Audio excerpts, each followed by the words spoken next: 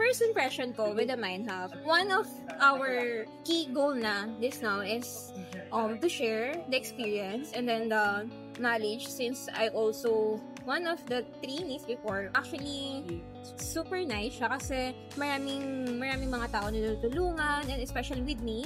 Ako yung before na tinitrain ni Ma'am Share on my professional and then my personal life. So right now, I want to share my knowledge and then experiences from my decision making. It's part of my personal life and then professional life. It's because of yung mga tinuro ni Ma'am Share na kung paano dapat mag-decision, kung ano yung dapat gawin or what.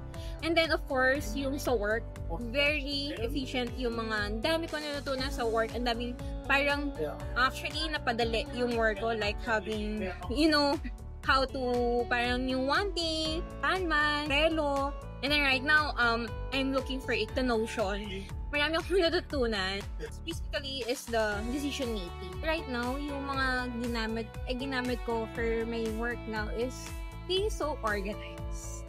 It's very easy to work if sobrang organized, especially on the working files. Actually, may mga ginawa rin na home process flow namin with internal na pinadali ko siya compare with mas mahaba. Ang dinuro kasi ni The Mind Hub on how you work efficiently or how you work easily. Kaya ko siya nilagay sa work ko, and then ginamit ko siya sa work ko and then sa mga co-office mates.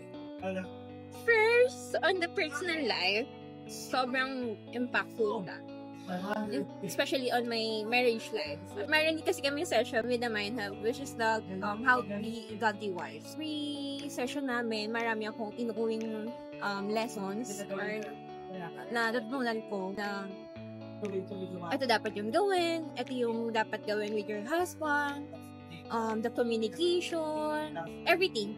And then, for my professional life, actually, sobrang laki din ng impact niya sa akin. Kasi, nung nag-start ako, ito lang yung alam ko eh. Parang, isa lang siya period. Pero now, para siyang isang big circle na lumaki na, ay, ito pala yung kaya ko pang gawin. Kaya ko pa pala itong i-push yung sarili ko to extent na gagawin ko lahat. Kahit minsan, hindi ko alam kung kakayanin ko pa siya. Pero, I'm always thinking na, I know I can do this.